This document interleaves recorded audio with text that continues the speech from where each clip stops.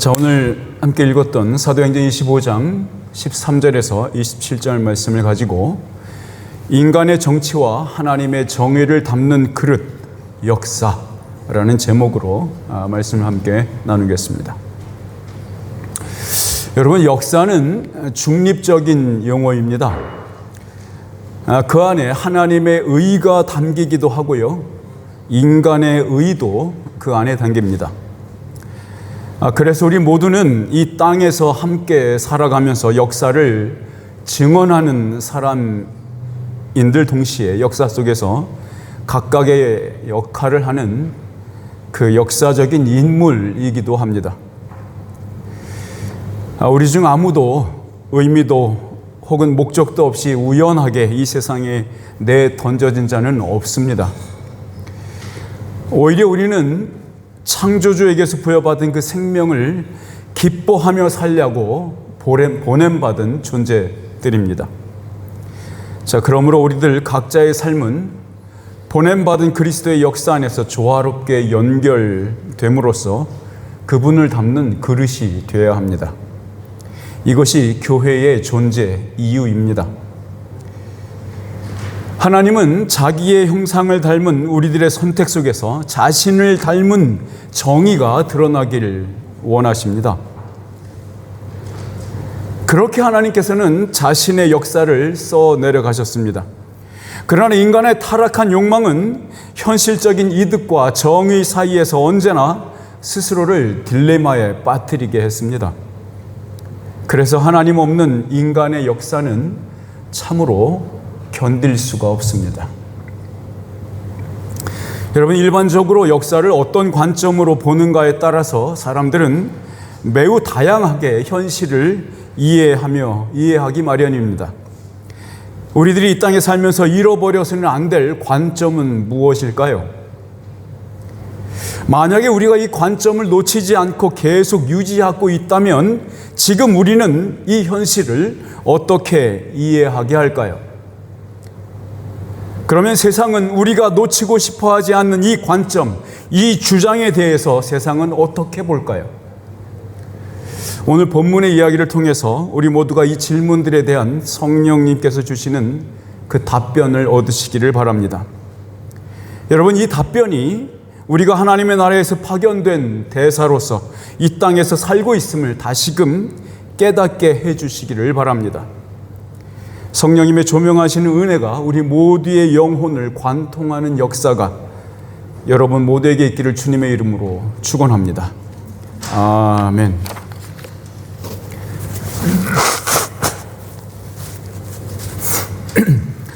유대 땅의 신임 총독이었던 베스도가 그 임무에 부임하자마자 바울과 관련된 사건을 빨리 조속하게 처리하고 싶어 했습니다. 그런데 얼마 후에 베스도는 바울에게는 죽어 마땅한 어떤 이유도 어떠한 죄목도 없음을 베스도는 알게 됐어요. 그는 바울이 요청했던 그 상급 법원으로 바울을 이송하기 위해서 보고서를 써야 했습니다.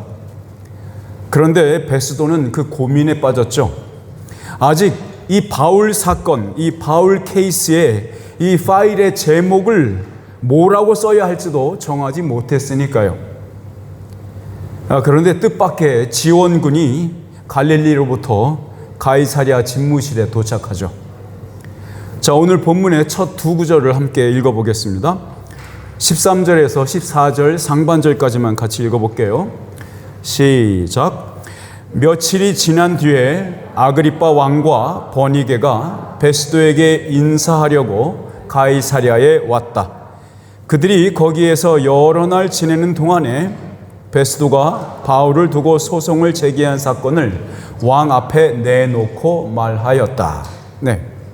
자, 여러분, 여기에 등장하는 이 아그리빠 왕이라는 사람은요, 헤롯 대왕의 증손자입니다. 헤롯 대왕이 누군지 아시죠? 예수님이 태어났을 때쯤에 애기들 다 싹 잡아 죽이라고 했던 그 사람, 그 헤롯 대왕의 증손자예요.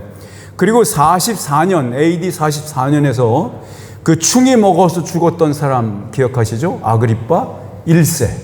그 사람이 이 아그리빠 왕의 아버지죠. 함께 언급되고 있는 이 버니스라고 하죠. 이 버니게는 그 아그리파 이 아그리파 2세의 친여동생입니다. 어떤 사람들은 1살 차이라고 말하기도 하고 어떤 사람들은 몇 년, 한 2, 3년 차이라고 하기도 합니다. 자, 우리 그 그림을 잠깐 볼까요? 이 그림은 당시의 그 아그리파의 모습입니다. 동전에 이렇게 만들어진 거죠. 오른쪽에는 아그리파 읽을 수 있죠? 그렇죠? 왼쪽에 있는 건 뭐라고 써 있는지 여러분 다 이해하시죠? 예, 저도 몰랐습니다. 뭐 찾아봤더니 주니어입니다. 그러니까 아그리파 주니어 이렇게 써 있는 거죠. 그러니까 아그리파 2세 이런 뜻입니다. 여러분, 아그리파 2세는 이 글라우디오 황제의 전폭적인 지원을 받고 있었고요. 어려서부터 이 글라우디오 황제의 보살핌을 받으면서 성장했던 인물입니다. 바로 얼마 전에는, 여기 오기 전에 2, 3년 전에 이 어떤 일이 있었냐면 그 어린 시절에 함께 컸던 네로 황제 아시죠? 네로가 아그리파 왕 2세하고 같이 어릴 때 같이 자랐어요. 그 황궁에서. 그 네로 황제로부터 이 갈릴리 인근에 더 많은 영토를 하사받기도 했습니다. 그래서 이 아그리파 왕 이 사람은 지금은 영토가 원래 있던 영토보다 더 많아진 거죠. 그는 이후에는 그 로마 황궁에서 또다시 어떤 친구랑 같이 자랐는데 그 사람의 이름이 티투스예요. 이 티투스와 함께 왕궁에서 자랐죠. 이 티투스도 나중에 베스파시안 다음에 황제가 되는 사람이죠. 티투스 기억하시죠, 여러분? 예루살렘 성전을 멸망하는 AD 70몇 년 때 예루살렘 성전을 완전히 홀딱 망하게 하는 그 장군, 그 사람이 티투스입니다. 그래서인지 그의 여동생인 이 버니게가 이 티투스와 썸을 타는 계기가 되기도 하죠. 여러분, 정치적으로 대단한 야심을 품었던 이 버니게라는 이 여동생은 친오빠인 아그리파 2세가 가는 곳이면 어디든 따라다녔습니다. 굉장히 정치적인 여성이었다. 야심이 많았다. 이렇게 이해하시면 좋겠습니다. 이 아그리파 왕은 집안의 내력처럼 다분히 친로마적인 성향의 정치인이었습니다. 그래서 그는 그 로마의 황제들 그리고 그 주변 인물들과 아주 긴밀한 관계를 유지하는데 아주 많은 공을 들였던 사람입니다. 자, 이제 아그리파가 이 베스도를 만나러 가이사랴에 왔을 그 당시에는요, 그는 갈릴리 바다를 둘러싼 대부분의 영토를 다스리던 분봉왕이었죠. 그뿐 아니라 대제사장 임명권이나 예루살렘 성전 창고에 대한 전반적인 관리, 그 권한을 받아서 갖고 있었습니다. 그러니까 굉장히 권리가 많았었죠. 그러니까 아그리파 왕은요, 로마로부터 자기보다 이 의전 서열은 약간 낮지만 실효적인 지배권을 가졌던 이 유대 총독이 파견되어 왔다는 소식에 그걸 듣고 축하 인사를 하러 이 베스도를 방문한 거예요. 이 베스도는 유대교와 유대인들의 관습이나 그들의 정치와 종교 사이의 그 역학 관계를 잘 알고 있었던 이 아그리파에게 이참에 도움을 받을 수 있을 거다라고 기대를 한 거죠. 왜냐하면 베스도는 여전히 이 유대인 지도자들의 이 강력한 민원을 외면할 수도 없었고, 또 그렇다고 해서 어떤 죄도 짓지 않은 이 로마 시민 바울을 거짓말로 기소할 수도 없었으니까요.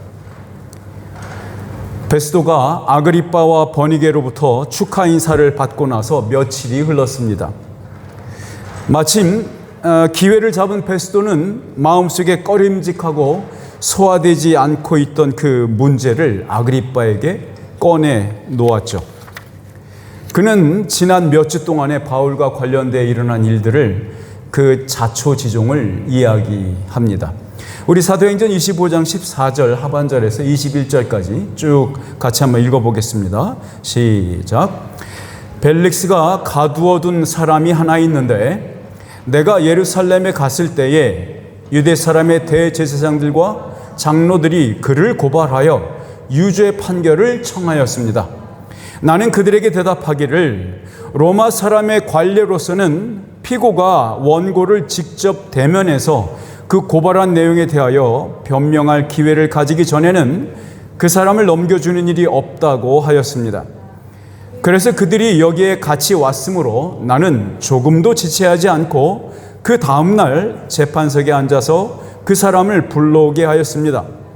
원고들이 일어나서 그를 고발할 죄목을 늘어놓았지만 내가 짐작한 그런 악한 일은 하나도 없었습니다. 그들이 그와 맞서서 싸우는 몇몇 문제점은 자기네의 종교와 또 예수라는 어떤 죽은 이에 관한 일인데 바울은 그가 살아있다고 주장하였습니다. 나는 이 문제를 어떻게 심리해야 할지 몰라서 바울에게 예루살렘으로 가서 이 사건으로 거기에서 재판을 받기를 원하는지를 물어보았습니다. 그러나 바울이 황제의 판결을 받도록 그대로 갇혀있게 하여 달라고 호소하므로 내가 그를 황제에게 보낼 때까지 그를 가두어 두라고 명령하였습니다. 자, 이 베스도라는 인물은 참 조곤조곤이도 참 이야기를 참 정리를 잘하는 장점을 가진 사람이었던 것 같아요. 자, 그는 자기에게 아직 해결되지 않은 채로 남아있는 이 골치 아픈 문제가 있다고 이 아그리빠에게 그 속내를 이렇게 털어놓은 거예요. 이 아그리빠 왕이 이 문제에 대해서는 아주 박식한 사람이었으니까 어떻게 하면 좋을지 조언을 구하고 싶었던 거였죠. 어떤 면에서는 자기가 이 바울이라는 한 로마 시민을 분명한 이유도 없이 여전히 구금하고 있는 것에 대해서 미리 흠잡힐 일이 없도록 선제적으로 말하는 것으로도 볼 수 있어요. 여러분, 이 바울 사건에 대해서 이 베스도가 어떻게 이해하고 있었는지는 18절과 19절에 분명히 알 수 있었죠. 여러분, 유대 지도자들은 증거도 없이 바울을 고발했다는 점, 그리고 피고소인 바울은 오로지 예수라는 자가 죽었다가 살아났다는 것만을 주장하고 있다는 거죠. 18절과 19절의 내용이 바로 그거죠. 그러니까 유대 지도자들은 증거도 없이 바울을 고발하고 있었고, 피고소인이었던 이 바울은 단지 예수라는 사람이 있었는데 그가 죽었다, 근데 그가 다시 살아났다, 이 주장만 하고 있었다, 이 얘기입니다. 여러분, 우리는 이 본문을 통해서 이 총독 베스도가 이 바울의 케이스를 굳이 심리를 해야 하나 의구심을 가질 만큼 로마의 법정에서 다툴 일이 아니라고 생각하고 있다는 것을 우리는 알 수 있습니다. 여러분, 이 말을 듣고 아그리빠 왕은 베스도에게 이 바울의 말을 직접 들어볼 수 있는 청문회를 열어달라고 요청하죠. 베스도는 바로 다음 날 그렇게 하자고 동의합니다. 누가는 그 이튿날 이런 일이 있었다고 다 기록하고 있습니다. 보시죠. 이 23절 말씀입니다. 23절 시작. 이튿날 아그리빠와 버니게가 위엄을 갖추고 나와서 고급 장교들과 그 도시의 요인들과 함께 공청실로 들어갔다. 그리고 베스도의 명령으로 바울을 끌어냈다.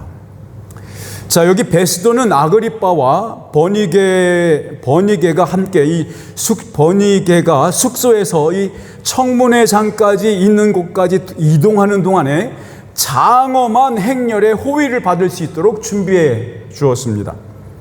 여러분, 이 장엄한 행렬, 이거 위엄을 갖추고 나와서 뭐 이런 거 있죠. 그리고 고급 장교들, 도시의 요인들 함께 공청실로 들어가. 고급 장교들이 같이 왔다. 수많은 군사들이 있었던 얘기죠. 여러분, 이 장엄한 행렬은 단순히 아그리빠 왕이 황제의 친구로 불릴 만큼 그와 가까운 권력자이기 때문에 이런 판을 깔아준 것은 아니었어요. 베스도는 당시 최고 군사 지휘관들을 총동원시켰습니다. 아주 빳빳하게 군복을 다려서 차려입은 무장한 군사들이 이 가이사랴의 도심 한복판을 행군하게 하는 것은 무슨 일 때문이었을까요? 그것은 베스도가 자신의 힘을 시위하려는 거였습니다. 그러니까 로마 군대의 의장대가 앞에서 행렬을 이끌고 뒤이어서 따라 나오는 이리저리 손을 흔들면서 군중들의 환호에 화답하는 그 분봉왕 아그리빠, 말을 타고 그 뒤를 따라오고 있는 거죠. 많은 깃발들이 나묶였고요. 나팔수가 있었고, 그리고 치렁치렁한 보석들과 화려한 의복으로 차려입은 이 아그리빠와 버니게는 청문회 장으로 들어갔습니다. 여기 영어에 보면 폼프라고 써 있죠. Great Pomp. 이게 위엄을 갖추다, 위엄이라는 뜻인데 원래 원어에서 지금 영어로 같이 쓰는 말도 있습니다. 그게 판타시입니다. 펌프가 판타시랍니다. 그러니까 위엄을 갖췄다. 이게 판타시라는 얘기죠. 이거 판타시는 원래 무슨 의미냐면 보여주다 이런 뜻입니다. 예, 없는 걸 이렇게 확 보여주다. 원래 짓게 아닌 건데 확 보여주다 이런 거죠. 그래서 판타스틱하다, 뭐 판타시 뭐 이런 말 할 때 그렇게 여기에서 이 펌프랑 같은 말입니다. 자, 이것은 이 베스도가 아그리빠 왕의 일행을 그 퍼레이드를 하게 함으로써 이 베스도가 자신의 지위가 어느 정도인지를 세상 사람들에게, 특히 유대인들에게 그 힘을 과시하려는 아주 정치적인 퍼포먼스였습니다. 여러분, 세상에서 인간들이 만들어낼 수 있는 가장 큰 영광을 과시하고 있는 모습입니다. 베스도가 자랑하는 영광이었습니다. 아그리빠 왕이 버니게가 자랑하는 영광, 그렇게 표현된 겁니다. 여러분, 베스도의 입장에서는 이 자신이 써야 하는 그 보고서의 내용에 이렇게 공신력 있는 사람들이 함께 왔고 그 말에, 그 제목에 동의했음을 밝히는 것보다 그것보다 중요한 건 없었을 겁니다.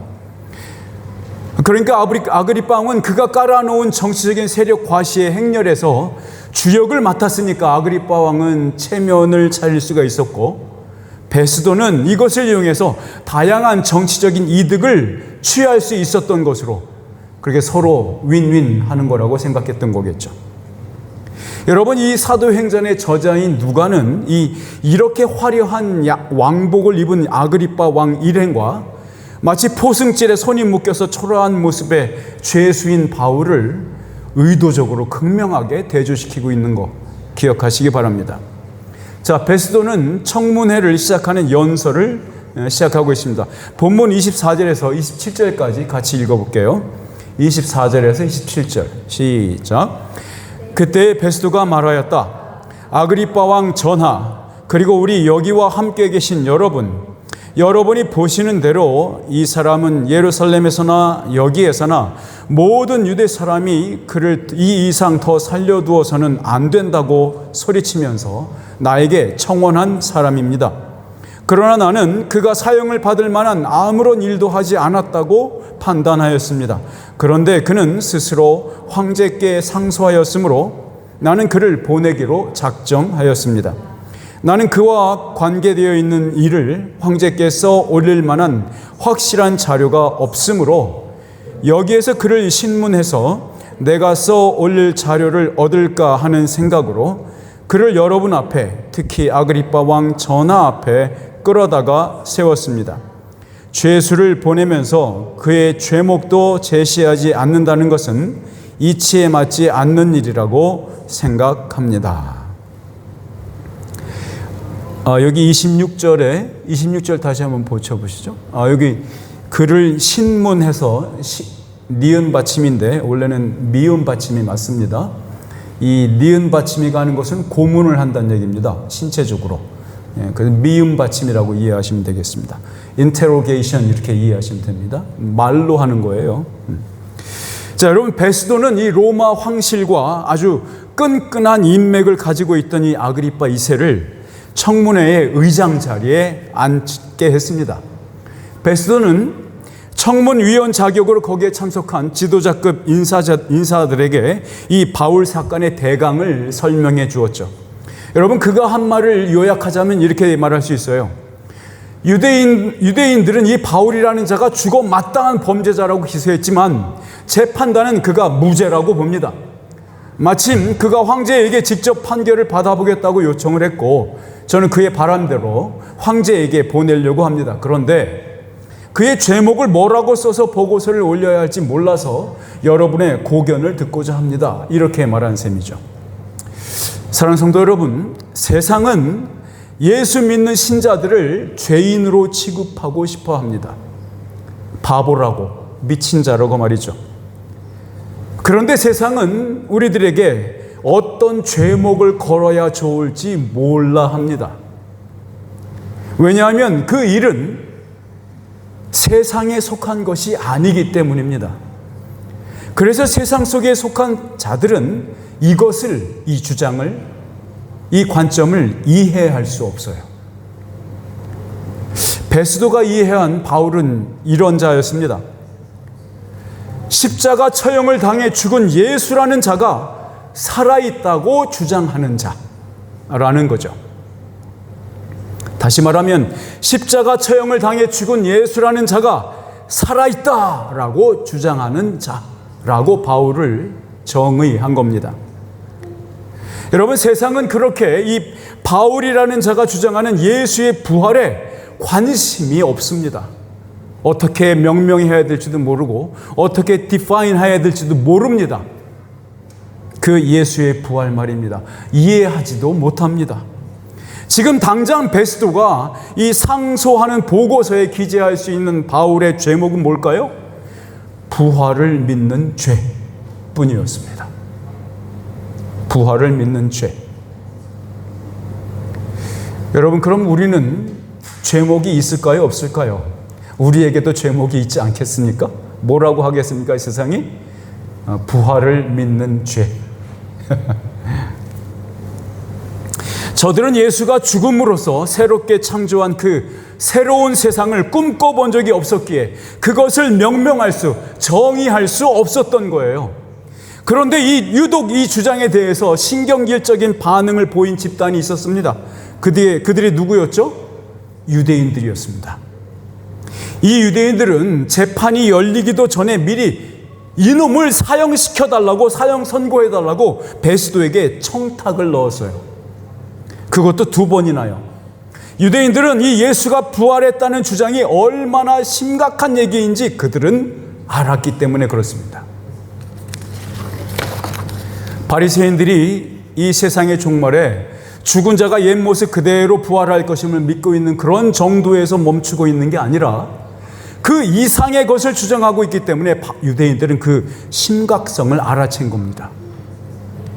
그것을 그들이 신성 모독이나 성전 모독이나 혹은 참람죄라고 부르든 상관이 없습니다. 어쨌든 그를 죽여서 이 부활이라는 주장을 못하게 만들고 싶은 거예요. 그러니까 바울 이 사람을 죽이려고 하는 게 아니라 바울이 말하는 그 주장, 그 관점을 땅에 묻고 싶은 거다 이 말입니다. 메시아를 알아보지 못하며 여전히 메시아를 기다리는 사람들에게는 여전히 예수의 부활, 이 주장은 견딜 수 없는 겁니다. 지금의 유대인들에게도 그렇고 지금의 무슬림들에게도 그렇습니다. 예수의 부활이요? 견딜 수 없어 합니다. 죽이고 싶어 합니다. 여러분, 잘 생각해 보십시오. 지금 세상은 크게 위엄을 갖춘 이 판타스틱한 공연으로 사람의 영광을 자랑하고 있습니다. 그런데 지금 우리가 세상을 인식하는 관점은 누구의 어떤 영광을 기반으로 하고 있습니까? 여러분들이 보는 세상, 여러분들의 눈은 어떤 관점으로, 어떠한 주장으로 세상을 보고 있느냐 이 말입니다. 우리가 세상의 영광을 부러워하지 않고 저들의 권력과 군사적인 힘을 두려워하지 않는 이유가 뭡니까? 우리는 지금 그 청문회에 홀로 서 있던 바울이 그 세상의 왕들을 두려워하지 않았던 그 이유와 똑같은 이유로 우리는 당당할 수 있는 겁니다. 그 이유는 뭡니까? 예수라 하는 이가 죽었다가 살아났다는 부활 때문입니다. 이 주장이 바울의 유일한 관점이었듯이 우리에게도 세상을 보는 관점이요, 저들의 악다구니와 조롱과 업신여김에도 화내지 않고 분노하지 않는 이유가 되는 것입니다. 우리 19절을 다시 한번 읽어보겠습니다. 시작. 그들이 그와 맞서서 싸우는 몇몇 문제점은 자기네의 종교와 또 예수라는 어떤 주군이에 관한 일인데 바울은 그가 살아있다고 주장하였습니다. 여러분, 바울이 주장하고 있는 것은 단순히 로마 시민이었던 바울이 유죄냐 무죄냐라는 것을 가리는 것이 아니었어요. 그 부활은 세상을 재판하는 하나님의 영광의 퍼레이드였다, 이 말입니다. 이 예수 부활의 행렬은 세상을 믿는 자와 믿지 않는 자로, 즉 산자와 죽은 자로 나눴을 뿐만 아니라 세상을 옛 세상과 새 세상으로 나누는 영광의 행차였습니다. 예수의 부활이 없었다면 우리가 사는 세상은 아직 기원 전의 세상에 살고 있었을 겁니다. 예수의 부활이 없었다면 우리는 아직 죄 속에 살고 있었을 거예요. 예수의 부활이 없었다면 우리는 아직도 인간의 영광의 행렬에 환호하고 그 권력에 굴종했을 겁니다. 예수의 부활이 없었다면 이 세상에 교회는 없었을 겁니다.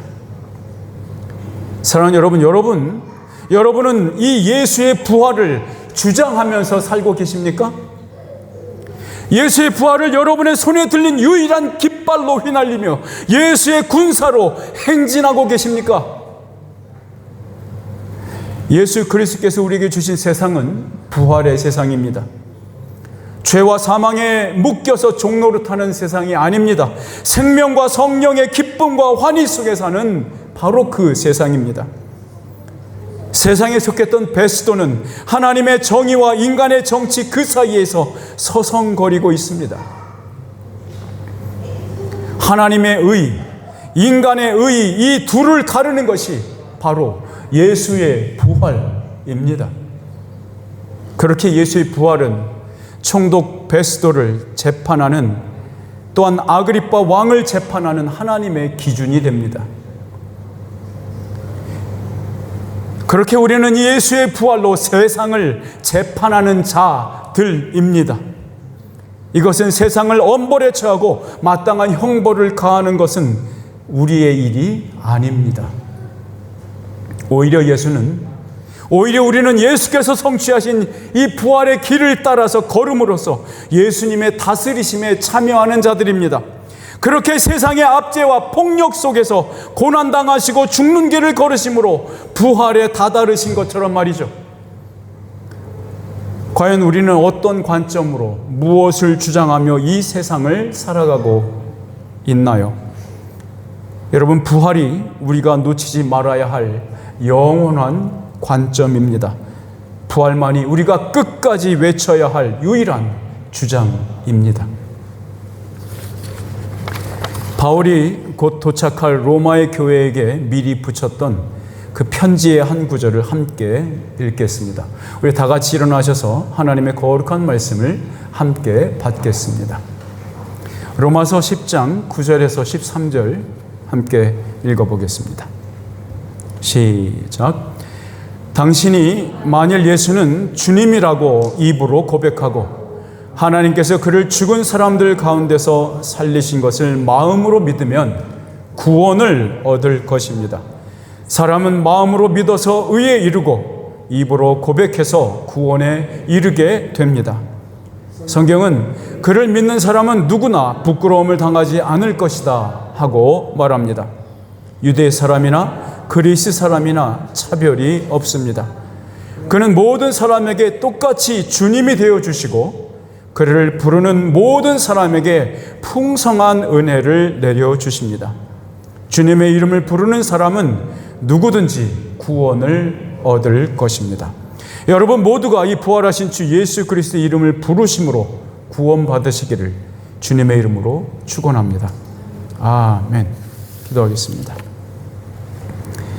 아버지, 우리의 입이, 우리의 눈이 온전히 예수 그리스도의 부활만을 주장하게 하시고 예수 그리스도의 부활이라는 그 렌즈를 통해서 이 세상을, 이 역사를 바라보게 하여 주시옵소서. 힘들고 어려운 세상 속에서, 조롱과 아픔들 속에서, 사람들의 눈초리 속에서도 그들이 우리를 쳐다보면서 미친 자라고 말하며, 덜 떨어진 자라고 말하며, 세상에 뒤처진 자라고 말해도 우리는 주 예수 그리스도의 부활만을 기뻐하며 주 예수 그리스도의 부활의 행렬에 함께 서기를 원합니다.